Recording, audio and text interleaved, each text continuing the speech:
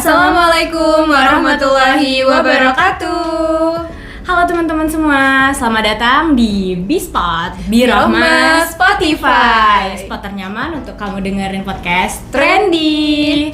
Nah, kali ini Bispot nggak cuman Birahma doang nih, Kak. Sama siapa tuh?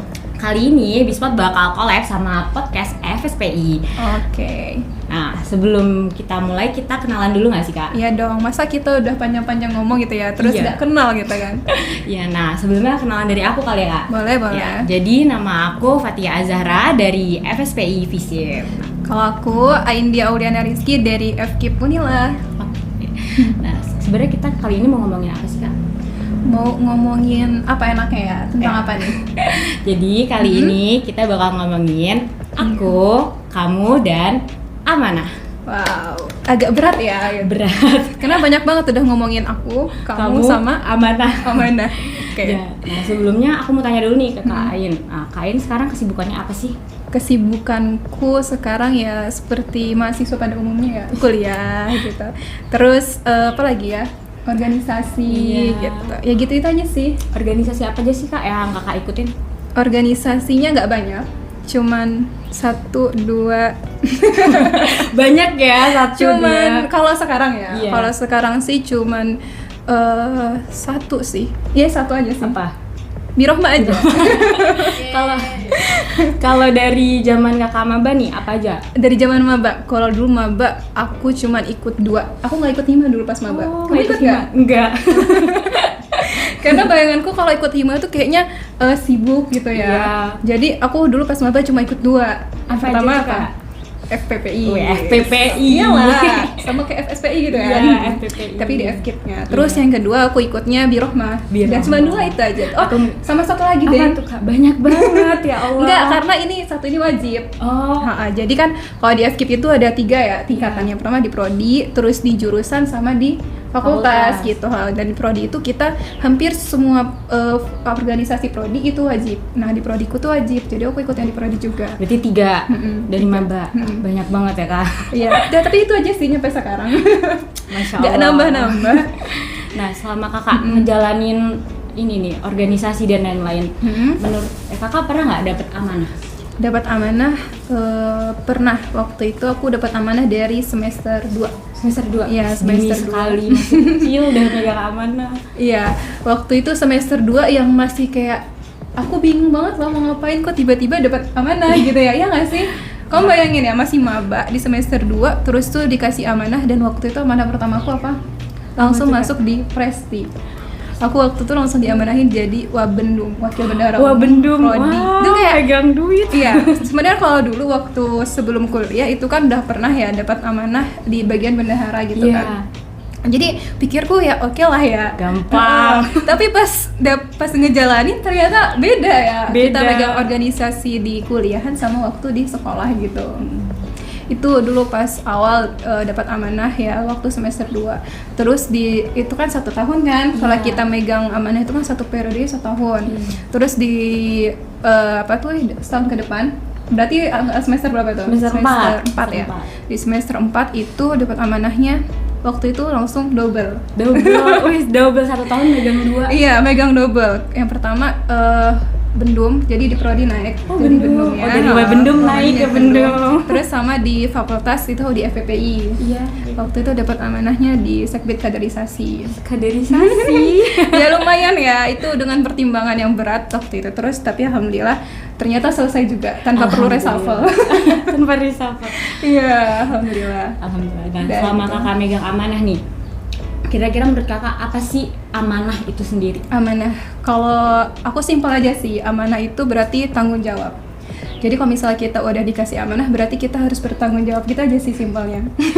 Nggak perlu panjang-panjang. Ya, selama Kakak megang amanah, menurut Kakak gimana sih cara manage diri kita untuk ini gimana untuk ngatur? Kakak kan pernah tuh megang yang 2 bersamaan, terus nggak reshuffle lagi, keren banget kan? Itu gimana sih cara ngatur diri? Cara ngatur diri? Ya, pertama ya kita tuh kan megang amanah gitu ya, dan kita tuh jadi orang tuh kan nggak cuman kuliah, nggak cuman organisasi, tentu apalagi kita perempuan yang juga punya amanah di rumah, karena aku juga PP nih gitu kan. Ya Allah, gimana, Kak? Aku nggak kuas rumahku, Iya. rumahku di Sukarame. Wow, Ya lumayan. lumayan PP-nya gitu kan. Nah jadi adalah kesibukan yang lain gitu. Jadi nggak cuma kuliah, organisasi, tapi juga amanah di rumah gitu. Gimana cara kontrolnya? Ya kalau aku bagi waktu aja sih gitu. Kita yang pertama memang kalau kita dikasih amanah, kita harus bisa manajemen waktu gitu kan. Kita harus bisa manajemen, berarti waktu yang tepat untuk di rumah itu jam berapa sampai jam berapa. Waktu yang tepat untuk kita di kampus jam berapa sampai jam berapa. Waktu yang tepat untuk kita aktif di organisasi itu kapan. Nah itu kita bagi gitu ya. Jadi biar apa? Biar kita itu menjalankan organisasi itu dengan kita tahu prioritas gitu. Iya, Kita skala tahu prioritas kita tuh sebagai apa sih? Yang pertama kita kuliah harus Mahasiswa. diutamakan dulu ya. Iya. Kita karena kan memang mahasiswa ya harusnya tujuannya kuliah gitu kan. Sedangkan organisasi itu kan sampingan untuk apa? Mengasah skill. Iya. Soft skill. Kalau aku sih ikut organisasi itu untuk nyari kesibukan aja sih. Kesibukan. Iya, Terus karena aku juga, memang memang hobi nyari kesibukan. Dan kalau di rumah ya kita menjalankan amanah kita sebagai anak gitu ya. Jadi kalau aku sendiri ya bagi waktu tadi ya. Jadi kayak misalnya nih kuliah berarti kita fokus jam kuliah. Tapi kalau misalnya lagi ada amanah organisasi berarti kita harus bagi waktu. Kapan kita selesaiin tugas-tugas kita, kapan kita untuk nyelesain amanah di organisasi. Terus kalau udah pulang ke rumah berarti fokusnya tugas di rumah gitu. Anak. Nah, jadi iya bantu orang tua dan lain sebagainya. Jadi kita memang harus bisa bagi diri. Kalau memang kita punya amanah yang lumayan banyak gitu sih. Iya. Nah selama kakak ngejalanin, pasti kan banyak banget tantangan kita kayak ngadepin orang-orang yang di dalam organisasinya, Betul. terus kita ngadepin diri kita sendiri tentunya kan. Bahkan Itu- keluarga ya. Iya, keluarga juga kadang juga bisa jadi salah satu Tantangan, tantangan iya sih, kita. benar. Kakak gimana sih caranya? Cara ngadepin jujur ini nyampe sekarang sih masih belajar ya, masih tahap belajar karena ya namanya mood atau perasaan tuh kan pasti bakal berubah-ubah ya Naik turun. gitu, naik turun. Kadang kalau lagi dicapek ya capek banget gitu kan. Sampai kayak ngerasa aku orang yang paling capek di dunia. Iya benar. Tapi kalau misalnya lagi semangat ya semangat kayak gitu kan. Atau kalau lagi down atau lagi kesel tuh kayak semua itu serba salah. Nah itu juga sering kan kita di posisi itu ya. Gimana sih cara kita menghadapinya? Yang pertama, aku punya prinsip di hidup aku tuh secapek apapun kita tapi harus ingat Allah. Secapek apapun kita harus kembali sama Allah gitu. Jadi selelah-lelahnya kita itu nggak boleh sampai kita itu ngelupain ibadah, lupain Allah gitu. Bahkan kita kayak kesel sama Allah tuh jangan sampai gitu. Jadi cara aku untuk bertahan yang pertama itu adalah kembali sama Allah. Jadi kalau misalnya aku lagi capek gitu ya, kadang kalau kita lagi capek itu mau tilawah aja males ya, Males iya nggak sih? banget. Kayak mau buka Quran tuh, ya Allah aku tuh capek maunya didengerin gitu ya, maunya diperhatiin gitu nggak sih? Maunya maunya istirahat, maunya rebahan gitu. Tapi kadang kalau misalnya kita cuman fokus ke hal-hal dunia, terus kita malah nggak mau berusaha untuk balik lagi ke Allah, itu malah bikin kita jadi lama tenangnya, ya nggak? Gitu. Jadi kalau misalnya memang udah di posisi capek itu ya balik lagi sama Allah gitu. Jadi misalnya tadi tilawah aja walaupun cuma 1 ayat 2 ayat pelan-pelan gitu, yang penting itu ngeresap sampai hati gitu. Kembali Itu membiasakan diri gitu. itu salah satu prinsip aku untuk bertahan. Karena ya itu pasti kita bakal capek banget gak sih? Capek banget. Kamu sekarang apa manahnya coba? Jadi sekretaris bidang media. Nah gimana, capek nggak? Capek. Capek kan gitu ya. Nah itu gitu, karena capek itu pasti hal wajar dan itu bakal terus datang gitu ya. Allah itu kan selalu ngasih ujian, ya kan? Allah itu kan selalu ngasih ujian ke kita gitu. Jadi pasti lelah itu selalu ada. Wajar Ya, ya. wajar. Nah kita nggak bisa menghindar dari lelah. Yang bisa kita lakukan adalah cara mengatasi lelahnya itu gitu kan.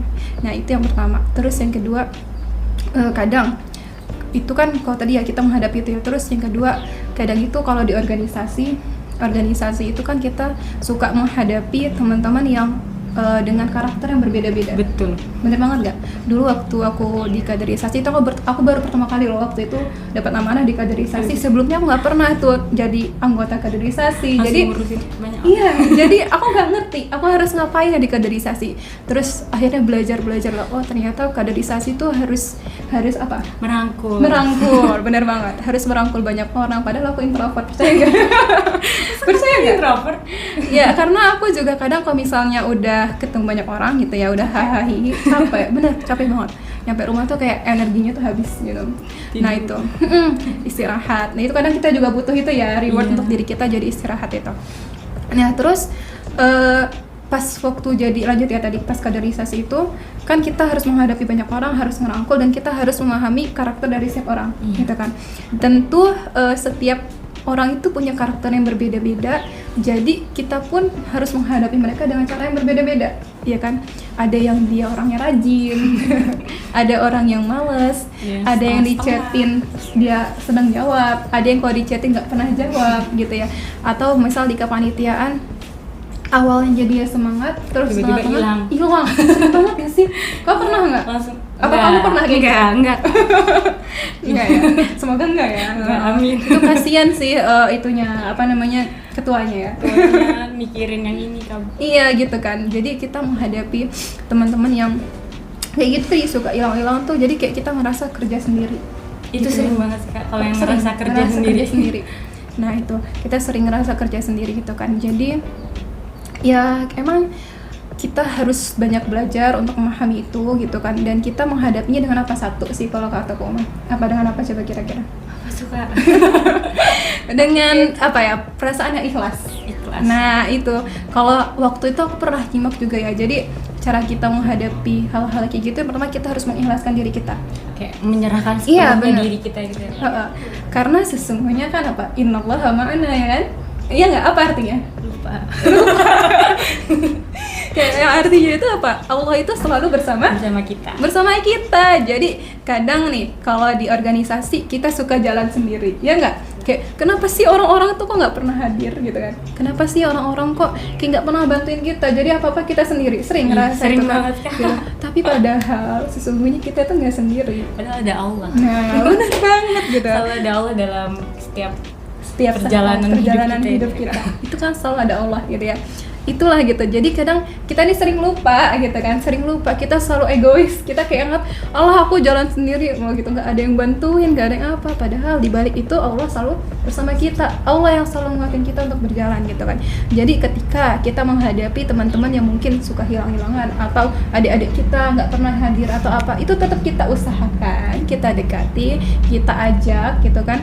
Tapi hasilnya itu biar kita Allah serahkan. Iya. Mungkin belum sekarang mereka merasa kayak, oh aku tuh harus hadir ya kak gitu, oh aku tuh harus ikut ini ya gitu. Mungkin sekarang belum tergerak hatinya, tapi nanti suatu saat gitu kan, satu hari tiba-tiba hidayah itu balik lagi ke dia. Oh dulu tuh aku pernah ikut FSBI loh kak gitu, ternyata kakak-kakak itu baik banget. Terus dia jadi kayak, terus sekarang aku udah nggak pernah ikut itu lagi. Terus kan jadi kayak ngerasa kok malah nggak tenang, kayak diriku yang sebenarnya kok hilang gitu ya, kok aku nggak ngerasa nggak dapat apa-apa. Nah dari situ kan apa, dia jadi mau balik lagi gitu kan, dia jadi sadar lagi. Itu udah dari itu mah udah kuasanya Allah gitu ya, kita nggak bisa menentukan. Yang penting apa, yang pertama mungkin kita berdoa dan kita bertawakal dan usaha lagi ya. Jadi jangan sampai kita tawakal tapi nggak mau usaha. Ya sombong kalau kayak gitu. Nah, itu benar banget gitu kan. Nah itu tadi gitu ya, dengan ikhlas, doa, usaha, tawakal gitu ya. Nah itu tadi. Jadi poinnya mah itu ya. Jadi kita menghadapi seorang itu dengan keikhlasan, apapun tantangannya ya kita jalanin, dan kita harus senantiasa merasa bahwa kita selalu bersama Allah. Itu jawabannya. Masya Allah banget nih ya kak, dari obrolan kali ini kita dapat banyak banget ilmu. Yang pertama, kalau misalkan amanah sendiri itu adalah sebuah tanggung jawab yang perlu kita selesaikan. Terus juga kita dapat ilmu lagi kalau kita menjalankan amanah itu perlu dengan 3 cara aja, yaitu yang pertama ikhlas, yang kedua usaha, yang ketiga itu doa. Karena usaha tanpa doa itu adalah sombong. Bener banget. Ya, intinya kita harus melibatkan Allah dalam setiap perjalanan hidup kita, perjalanan amanah apapun yang lagi kita jalanin itu kita harus selalu melibatkan Allah, gitu ya teman-teman. Nah mungkin sekian aja yang. Tapi aku boleh closing statement? Boleh kak, boleh, silakan. boleh kak. Oke, aku mau closing statement dulu ya. Kan kita kali ini bahasnya tadi tentang apa? Amanah. Aku, kamu, sama amanah gitu ya. Ketiga-tiganya itu saling berkaitan, ya kan? Ketiga-tiganya itu saling berkaitan. Amanah itu kalau aku bilang amanah itu tanggung jawab kan ya. Amanah itu kan tanggung jawab gitu. Artinya kalau kita dikasih amanah berarti kita harus bertanggung jawab. Allah itu nggak pernah salah pundak memberikan amanah. Jadi kalau misalnya kita sudah diamanahkan sesuatu, maka selesaikan, gitu kan? Selesaikan semampunya. Kalau memang kita nggak bisa berada di situ, berarti ada orang lain yang lebih baik daripada itu. Jadi sebenarnya itu dari kita untuk kita. Iya, betul. Allah kasih amanah itu untuk kita sendiri, gitu kan? Dari kita untuk kita sendiri, untuk apa? Biar kita berkembang dan belajar, gitu kan? Belajar menjadi kita bisa mengenal diri kita seutuhnya. Karena Mbak tuh kakak ya, kakak itu sering ngobrol sama banyak orang gitu ya. Mereka itu justru mereka yang sekarang megang amanah itu mereka bisa lebih memahami dirinya. Iya, lebih mengenal dirinya. Oh, saya ini orangnya kayak gini ya kak, gitu ya. Oh, saya ini orangnya kayak gini. Saya tuh harus gini. Nah, iya. Saya harus ngadepin orang tuh harus kayak gini ya kak. Jadi mereka belajar tentang dirinya sendiri. Jadi itu apa? Mereka dapetin sendiri kan. Coba kalau dia nggak dapet amanah, pasti hidupnya apa? Rebahan, udah gitu-gitu aja. Gitu-gitu aja. Jadi kayak alah hidupku mah gini-gini aja kan, nggak dapet apa-apa. Kupu-kupu Gitu. Jadi kan kayak sayang banget gitu ya. Terus tadi aku, kamu gitu. Jadi itu saling berkaitan tentang kita, kita dan untuk orang lain.